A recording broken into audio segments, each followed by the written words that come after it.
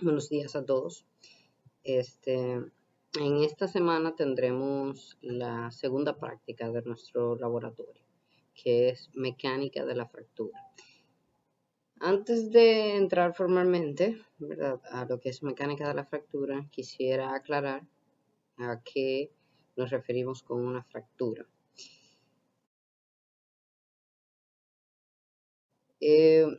Cuando un material falla, ¿verdad?, puede ser que apareció una grieta y esta grieta se propagó en el material, comprometiendo su resistencia inicial. Cuando esa grieta se propaga a lo largo de todo el material, causando que la pieza, el componente, se fragmente en dos partes o más, hablamos de una fractura como tal. Realmente a veces la mecánica de la fractura no solamente se centra en componentes con fracturas, sino que también se centra en componentes que han fallado en general, que contienen grietas, imperfecciones, defectos.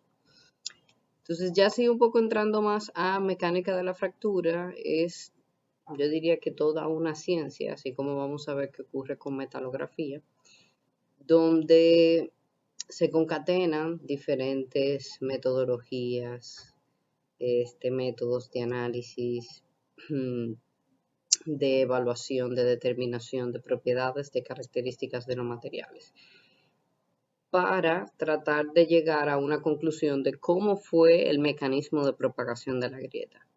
Y una vez que conocemos ese mecanismo de propagación de la grieta, podemos rediseñar el componente, ya sea en sus dimensiones, la forma de aplicarle la carga, en el material, ¿verdad?, las características del material que posea, para buscar prevenir esa misma falla en un futuro, que no ocurra, ¿verdad? Evitar que ocurra esa falla.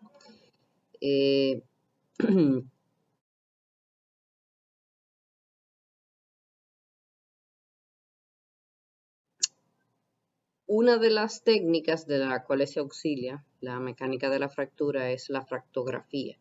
La fractografía son una serie de patrones que se han identificado en elementos, ¿verdad?, con secciones transversales prismáticas, rectangulares, circulares principalmente, ¿verdad?, con un patrón de cómo fue la propagación de la grieta, ¿verdad? Y están dibujados estos patrones, están asociados al nivel de carga, de resistencia, ¿verdad?, de concentración de esfuerzo a la que es sometida a la pieza, o muchas veces también, ¿verdad?, a la velocidad, a la rapidez con la cual se están aplicando la carga, porque estos son elementos que pueden provocar comportamientos diferentes en esa propagación de la grieta. Aquí les voy a mostrar, ¿verdad?, un conjunto de imágenes que son fractogramas, pertenecen, ¿verdad?, a esa técnica, ese análisis de estudio de la fractografía, el cual, ¿verdad?, se utiliza en la mecánica de la fractura.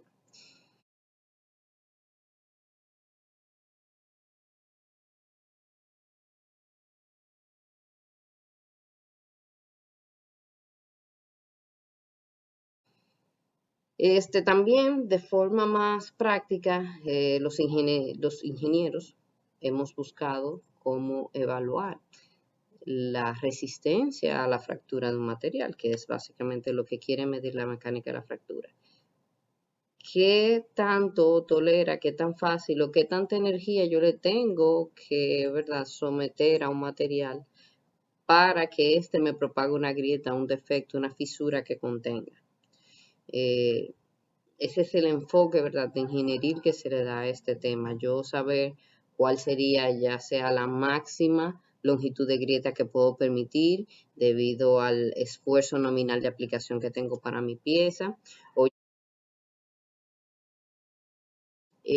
un esfuerzo de aplicación y una longitud de grieta dada, ¿verdad? Con esos parámetros yo pudiera determinar qué tenacidad la fractura debería tener el material. O si ya tengo un material y un esfuerzo de aplicación, ¿verdad?, con esos dos parámetros, entonces determinar cuál sería la longitud de la grieta máxima que puedo tolerar. Porque si tengo una longitud de una grieta mayor a esta longitud, pues obviamente mi material me va a fallar de forma abrupta, catastrófica, de forma frágil. Y vamos a aprender aquí, ¿verdad?, que lo frágil representa una baja tenacidad. Los dos ensayos con los cuales principalmente se evalúa esa capacidad de los materiales, de la resistencia, la fractura, su tenacidad, es el ensayo de impacto, que en los metales, ¿verdad?, suele ser el de Charpy,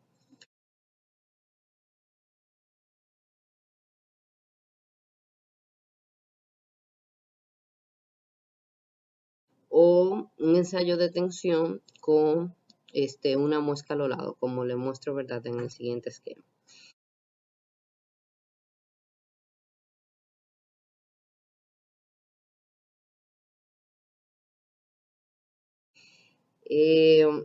El ensayo de Charpy obviamente es mucho más sencillo de hacer y es más práctico, por eso se utiliza mucho más para evaluar la tenacidad de la fractura. Y con los ensayos de impacto, no solamente Charpy, puede ser el de ISO, ¿verdad? También tenemos diferentes muescas que también, ¿verdad?, nos sirve para poder evaluar la sensibilidad del material a diferentes tipos de muescas, diferentes tamaños de la grieta, de las imperfecciones.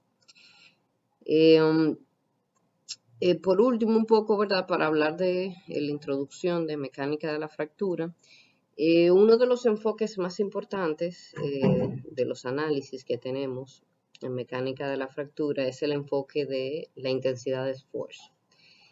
La mecánica de la fractura nace, ¿verdad?, con los estudios de Griffith, que fue para la Primera Guerra Mundial. No se le reconoció en un inicio, ¿verdad?, su trabajo, luego vino otro ingeniero, Irving, completó el trabajo, desarrolló aún más, porque lo que había hecho Griffith aplicaba más principalmente nada más, ¿verdad?, como para materiales frágiles, y luego vino otro ingeniero, Irving, y siguió complementando los estudios, los resultados de las investigaciones de Griffith, y esa es la fórmula principal que tenemos hoy día, ¿verdad?, para determinar la tenacidad de la fractura de un material, que es la siguiente fórmula,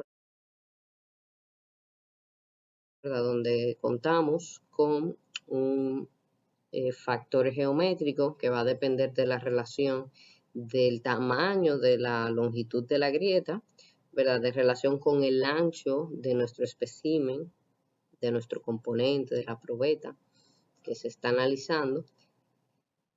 Vamos a tener, ¿verdad?, la concentración de esfuerzo que va a estar percibiendo esa pieza, ese elemento, por la raíz cuadrada de pi por la semilongitud de la grieta. Y vamos a ver, ¿verdad?, que hay diferentes casos. Si la grieta es de borde, el factor geométrico, ¿verdad?, lo vamos a asumir como 1.12. Estamos viendo la semilongitud de la grieta en una grieta de borde, por eso la longitud que nos hablan de una longitud de una grieta, perdón, de borde va a ser igual a, porque es la semilongitud de la grieta. En cambio, cuando tenemos una grieta interna o contenida, el factor geométrico que vamos a asumir es 1. Ahí asumimos que esa grieta, esa longitud de la grieta es bien pequeña en comparación con el ancho de la probeta de nuestro espécimen. Y ahí el factor geométrico es 1, entonces, ¿verdad? Y en este caso, la longitud de la grieta, ¿verdad?, la tenemos que dividir entre 2 para que sea igual a A, porque A, como le había comentado, es la semilongitud de la grieta realmente. Entonces, cuando está contenida, estamos viendo la longitud de la grieta completa, dividimos entre 2 para obtener la semilongitud. Cuando es de borde, se asume que lo que estamos viendo es ya la mitad, o sea, que estamos viendo la semilongitud. Entonces, ahí la longitud de la grieta, cuando es de borde, es igual a la semilongitud de la grieta. Bien, con el enfoque de intensidad de esfuerzo hay diferentes modalidades de falla, pero como nosotros lo evaluamos a tensión, normalmente aquí vamos a hablar nada más de la modalidad 1. Entonces, en la tenacidad de la fractura podemos tener diferentes modalidades de falla, que es lo que determina el 1, 2 o 3. Nosotros aquí vamos a estar evaluando la modalidad de falla 1, que es, ¿verdad?, bajo esfuerzo de tensión.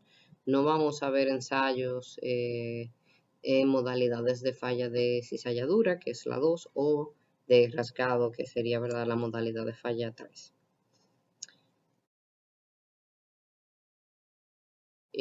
Bien, siguiendo desarrollando un poco el tema, ¿qué es lo que vamos a hacer en la práctica de esta semana?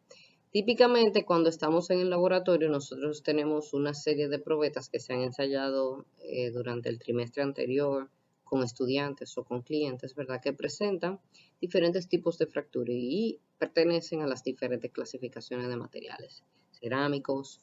En el laboratorio tenemos, por ejemplo, coralina natural, tenemos vidrios como la obsidiana, un vidrio natural, tenemos el ladrillo también, ¿verdad? Tenemos también metales, las tres principales aleaciones, ¿verdad? Hay de ellas muestras en el laboratorio, aleaciones de cobre, aleaciones de aluminio, aleaciones de acero. También tenemos polímeros, el polímero que se produce en mayor volumen y que por lo tanto es uno de los más importantes, es el polietileno. Tenemos probetas de tensión, ¿verdad?, ensayadas a tensión de polietileno. También podemos encontrar algunos fragmentos, ¿verdad?, de polímeros que fallan de manera frágil, como los que tienen estructura amorfa, ¿verdad? Como el PVC, puede ser un ejemplo de eso, que vienen, ¿verdad?, en diferentes estructuras, configuraciones. También podemos tener compuestos como la comúnmente llamada fibra de vidrio, que realmente es una matriz polimérica reforzadas con fibras de vidrio. Y tenemos otros compuestos más complejos, ¿verdad?, que normalmente, dependiendo de cuál sea el elemento que predomine en mayor composición, es lo que suele dominar, ¿verdad?, el comportamiento al final de la fractura. Pero la gran mayoría de los materiales compuestos, ¿verdad?, que buscamos combinar una gran resistencia con cierta ductilidad, ¿verdad?, para poder tener mayor tenacidad. Y en general suelen presentar fracturas frágiles. Aquí no les voy a proporcionar materiales, así que van a tener que buscar en su casa materiales que tengan rotos, no sé, un destornillador que se rompió, la carcasa de algún dispositivo electrónico, una taza de la cocina que se cayó, un plato, un vaso. Vamos a buscar elementos, ¿verdad?, que hayan fallado, que tengan una fractura, o sea, que se haya fragmentado en dos partes o más el componente, y vamos a analizar la superficie fracturada. Vamos a ver cuáles son los tipos de fractura que podemos encontrar. Y bueno, ustedes, ¿verdad?, tienen que prepararse, tienen que investigar, desarrollar todo el tema, pero les voy a hablar de los dos tipos de fractura que podemos encontrar macroscópicamente y cuáles son sus características. ¿Verdad? Ya les di una orejita de cuáles serían los dos, porque ya vine hablando de ella, ¿verdad? Los dos tipos de fracturas principales que vamos a poder identificar es la fractura dúctil y la fractura frágil. ¿Cuál es el principal criterio para poder separar estas dos fracturas? Para mí la clave es la deformación plástica. Si veo deformación plástica visible a simple vista, es sin duda, hablamos, ¿verdad?, de una fractura dúctil. Y cuando no podemos percibir deformación plástica a simple vista, hablamos de una fractura frágil. ¿Qué pasa?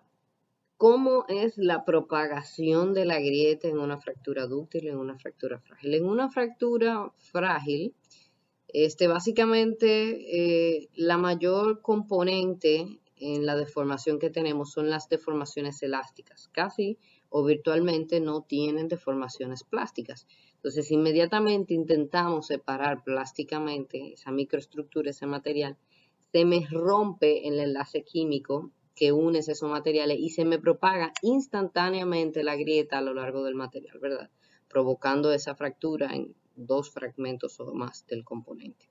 O sea, la propagación de la grieta, volvemos a repetir, en una fractura frágil es instantánea. Mientras que en una fractura dúctil la propagación de la grieta es lentamente en el tiempo, y hacer lentamente en el tiempo le damos tiempo a la microestructura para que empiece a deslizarse en cortante uno de otro, sea, para que muestre plasticidad.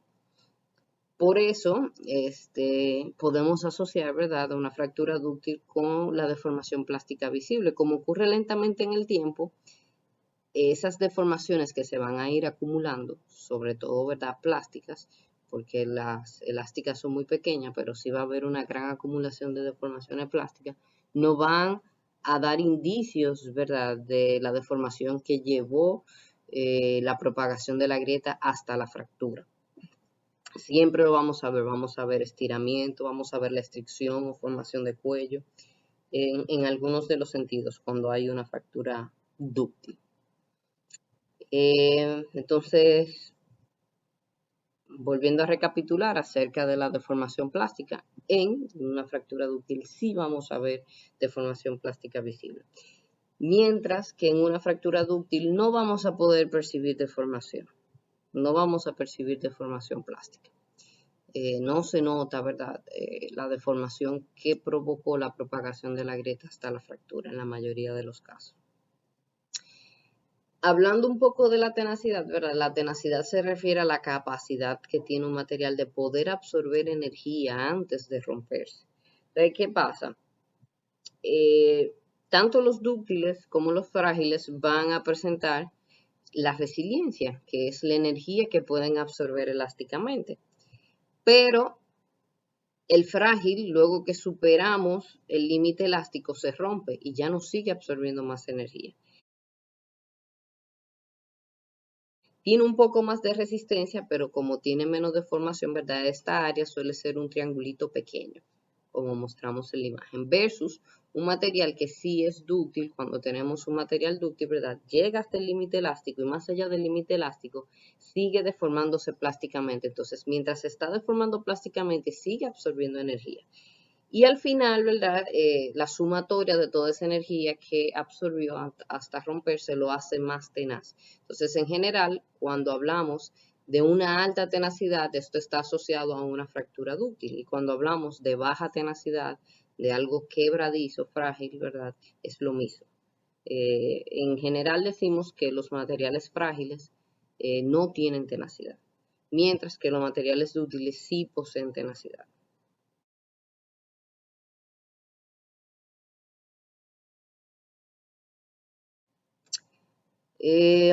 Ya pasando un poco ya al final, como en las fracturas dúctiles podemos percibir la deformación plástica, van a haber diferentes niveles de percepción de esa deformación plástica y podemos tener fracturas levemente dúctiles, moderadamente dúctiles, como ocurre con la mayoría de los metales,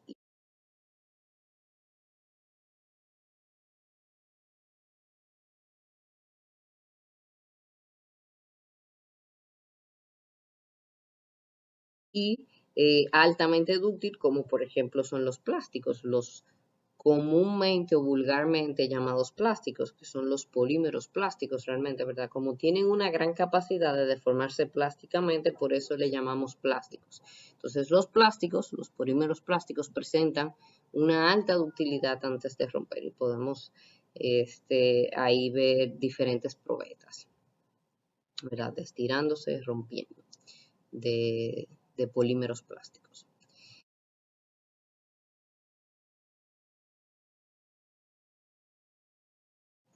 Todo lo contrario sucede con las fracturas frágiles, ¿verdad? La fractura frágil ni siquiera la podemos percibir a simple vista. Entonces, esto nos forza a que no podemos tener diferentes niveles de percepción de cuál fue más frágil o menos frágil. Aquí lo que vamos a encontrar más bien son diferentes tipos de patrones, según cómo es esa propagación instantánea en la microestructura de los materiales.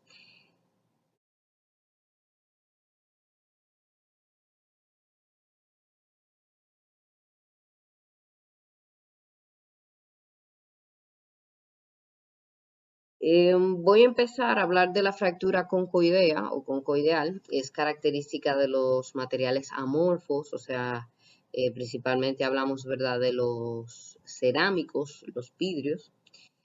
Pero también recuerden que podemos tener algunos polímeros, ¿verdad? Bueno, algunos no, la gran mayoría de los polímeros realmente tienen una configuración amorfa, ¿verdad? Que es a diferentes escalas porque son macromoléculas los polímeros, mientras que los cerámicos, ¿verdad? Son microestructuras de las células, ¿verdad? Cristalinas, ese patrón repetitivo.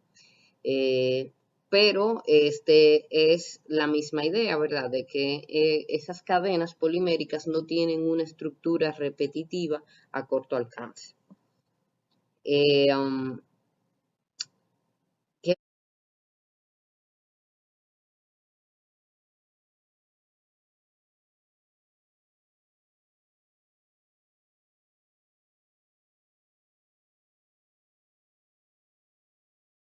¿Qué más podemos decir? Aparte de la concoidea, ¿verdad? También tenemos en los materiales frágiles una fractura irregular, que es la que suele suceder en los materiales que son porosos o que no son compactos, ¿verdad? O no son homogéneos. El caso sería, ¿verdad?, de una coralina, de una piedra, como fallan de forma irregular. Son frágiles, no hay deformación, yo puedo unir los pedazos, pero no se ve ningún patrón, ninguna grieta definida. En general, la grieta, ¿verdad?, se va por donde encuentra menos resistencia, como la electricidad. ¿Y dónde va a ser eso? Bueno, por donde encuentre las mayores imperfecciones. Por el camino donde yo tenga el mayor número de imperfecciones, voy a tener que aplicar menos energía, menos concentración de esfuerzo para poder separar el material y seguir mi camino. Eh,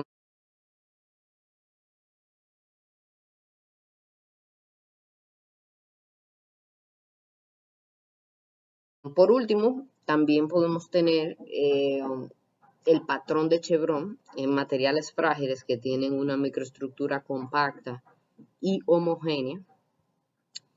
¿Verdad? ¿Qué es lo que me dice el patrón de Chevron? Lo podemos ver ahí en las imágenes. Me dice que toda la energía se me acumula en un punto de cual sale propagada instantáneamente a lo largo del material, ¿verdad?, en diferentes direcciones y planos. Entonces, ¿qué me provoca esto? Esto hace que desde el origen de la grieta, salgan todos esos caminos de donde se propagaron la grieta. Entonces, me deja este patrón en forma de V que me identifica el origen y hacia dónde se propagó. Esto lo podemos encontrar, por ejemplo, en ladrillos que son hechos, ¿verdad?, de arcilla, compacto, que no tienen agregados, rellenos. También lo podemos ver en los materiales que fallan de forma frágil, que no tienen los metales, por ejemplo, ¿verdad? Que tienen una estructura cristalina, compacta, homogénea, cuando fallan de forma frágil porque no tienen plasticidad, ductilidad, vamos a encontrar ese patrón de Chevron. Ya un poco para acabar, cerrar con el tema, voy a hablar un poquito de microestructuralmente, cómo están asociados lo que ocurre microestructuralmente con este tipo de fractura. En general, podemos decir, ¿verdad?, que las fracturas frágiles ocurren de forma intergranular, mientras que las fracturas dúctiles suelen ocurrir de forma transgranular, aunque sí existen, ¿verdad?, fracturas intergranulares de materiales metálicos que son dúctiles. Habría que ver, ¿verdad?, dónde está ocurriendo la separación, los microvacíos, dónde se están formando, si se están formando desde el centro, ¿verdad?, de la separación de un grano o de la separación de los límites de los bordes de grano. Cuando se separan a través de los límites de los bordes de grano, esa fractura microestructuralmente, es intergranular, pero macroscópicamente, ¿verdad?, presentó plasticidad, va a ser dúctil. Pero la gran mayoría, pudiéramos decir, ¿verdad?, que ocurre más transgranular porque va avanzando en 45 grados la propagación de la grieta, entonces se me junta y me forma en un lado el cono y la copa debajo, ¿verdad?, característica de los materiales dúctiles cuando se tensiona. ¿Qué pasa, verdad, en esa tensión? Se me van separando los granos, se me van abriendo los defectos, las imperfecciones, los límites de grano, se me forman los microvacíos se van uniendo a medida que va avanzando la deformación plástica, formando la covalescencia y finalmente, ¿verdad? Se me van uniendo todas las grietas, todas las fisuras hasta que se propaga alrededor de la sección transversal de mi material, ¿verdad? Fracturándose, separándose en dos fragmentos.